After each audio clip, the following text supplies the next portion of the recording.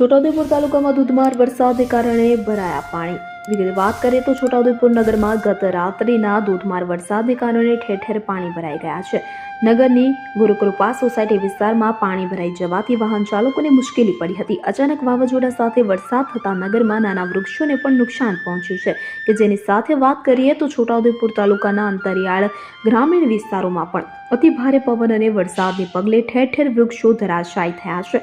ગ્રામીણ વિસ્તારના લોકોને ભારે આર્થિક નુકસાન થયું હોવાની વિગતો પ્રાપ્ત થઈ રહી છે. છોટાઉદેપુરમાં ગત રોજ રાત્રિના અને વહેલી સવારે આકસ્મિક વાવાઝોડું આવ્યું અને તેની સાથે ધોધમાર વરસાદ પણ ખાબક્યો કે જે વરસાદને કારણે વીજ પુરવઠો પણ ખોરવાઈ ગયો. જ્યારે અતિ ભારે વરસાદથી મુખ્ય માર્ગો નેશનલ હાઈવે નંબર 56 પર વૃક્ષ ધરાશાયી થતા ટ્રાફિક જામની સમસ્યા અને રેલવેના ગરનાળા સહિત નગરના વિસ્તારોમાં પાણી ભરાઈ ગયા હતા કે જે પાણીનો નિકાલ કરવા માટેની કાર્યવાહી હાથ ધરવામાં આવી રહી છે. હાલ વરસાદે વિરામ લીધો છે પરંતુ ભારે વરસાદ થતાં આકરી ગરમીમાંથી પ્રજાને છુટકારો મળ્યો છે.